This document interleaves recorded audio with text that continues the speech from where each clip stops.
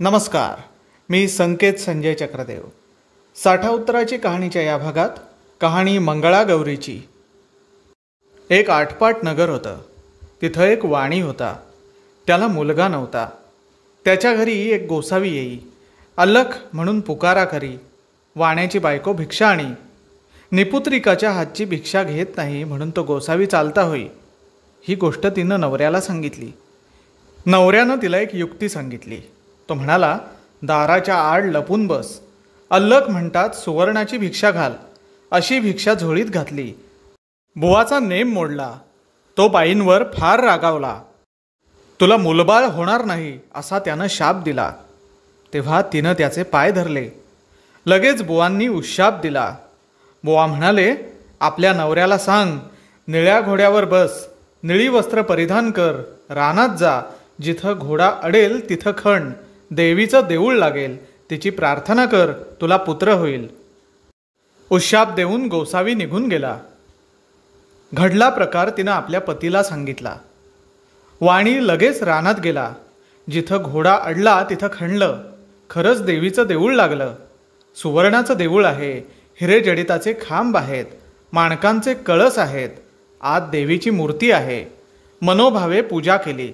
देवी त्याला प्रसन्न झाली. वर माग म्हणाली. वाणी म्हणाला, घरदार आहे, गुरढोरं आहेत, धनद्रव्य आहे, पण पोटी पुत्र नाही म्हणून मी दुःखी आहे. त्यावर देवी म्हणाली, तुला संततीचं सुख नाही. मी प्रसन्न झाले आहे तर तुला देते. अल्पायुषी पुत्र घेतलास तर गुणी मिळेल. दीर्घायुषी घेतलास तर जन्मांध होईल. कन्या घेतलीस तर बालविधवा होईल. तुझी जशी इच्छा असेल ते मागून घे. वाण्यानं काय केलं, अल्पायुषी पुत्र मागितला. देवीनं माझ्या मागल्या बाजूला जा, तिथं एक गणपती आहे, त्याच्या मागं आंब्याचं झाड आहे. गणपतीच्या दोंदावर पाय दे. एक फळ घे, घरी घेऊन बायकोला खाऊ घाल, म्हणजे तुझा कार्यभाग होईल असं सांगितलं आणि देवी अदृश्य झाली. वाणी देवळा मागं गेला. गणपतीच्या दोंदावर पाय दिला. झाडावर चढला. पोटभर आंबे खाल्ले. मोठभर घरी नेण्याकरता घेतले. खाली उतरून पाहू लागला. तो मोठेत आपला एकच आंबा आहे असं 4-5 वेळा झालं. गणपतीला त्रास झाला. त्यानं सांगितलं, बाबा तुझ्या नशिबी एकच फळ आहे. मग वाणी ते फळ घेऊन घरी आला. बायकोला खाऊ घातलं. ती गरोदर राहिली. दिसामासा गर्भ वाढू लागला. 9 मास पूर्ण झाले. वाण्याची बायको बाळंतीण झाली. तिला मुलगा झाला. उभयतांना मोठा आनंद झाला. दिवसामासी मुलगा वाढू लागला. 8व्या वर्षी मुंज केली. 10व्या वर्षी लग्न करा म्हणाली. तर काशी यात्रेशिवाय लग्न करणं नाही असा माझा नवस आहे असा वाण्यानं जबाब दिला. काही दिवसांनी मामाबरोबर यात्रेस पाठवलं. मामा भाचे काशीस जाऊ लागले. जाता जाता काय झालं, वाटेत एक नगर लागलं. तिथं काही मुली खेळत होत्या. त्यात एकमेकीचं भांडण लागलं. एक गोरी भुरकी मुलगी होती. तिला दुसरी मुलगी म्हणू लागली, काय रांडद्वाड आहे. तेव्हा ती मुलगी म्हणाली, माझी आई मंगळागौरीचं व्रत करते. आमच्या कुळावंशामध्ये कोणी रांड होणार नाही. मग मी तर तिची मुलगी आहे. हे भाषण मामांनी ऐकलं. त्यांच्या मनात आलं, हिच्याशी आपल्या भाच्याचं लगीन करावं म्हणजे तो दीर्घायुषी होईल. परंतु हे घडतं कसं. मग काय झालं, त्या दिवशी तिथं त्यांनी मुक्काम केला. त्याच वेळी झालं असं, त्याच दिवशी त्या मुलीचं लग्न होतं. लग्नाच्या वेळेस नवरा मुलगा मांदा झाला. मुलीच्या आईबापांना पंचाईत पडली. पुढं कोणीतरी प्रवासी मिळेल तर बरं होईल. त्याला पुढं करून वेळ साजरी करू म्हणून धर्मशाळा पाहू लागले. मामा भाचे दृष्टीस पडले. मामाला सांगून भाच्याला नेलं. गोरज लग्न लावलं. उभयतांना गौरीहारापाशी निजवलं. दोघं झोपी गेली. मुलीला देवीनं दृष्टांत दिला.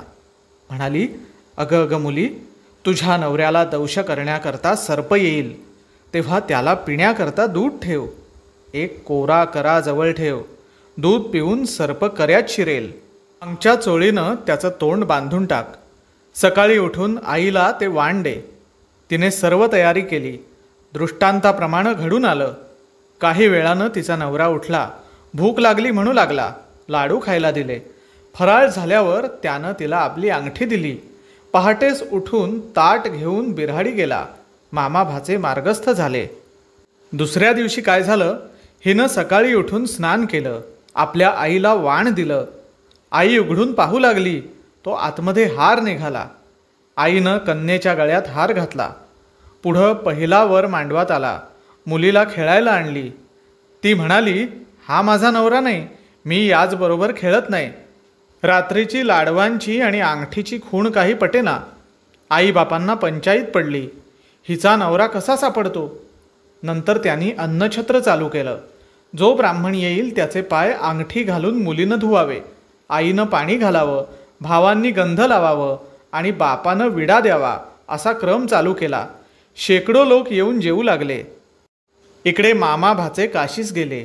पुष्कळ दानधर्म केले, तीर्थयात्रा केल्या, ब्राह्मणांचे आशीर्वाद घेतले. एके दिवशी भाच्याला मूर्छा आली.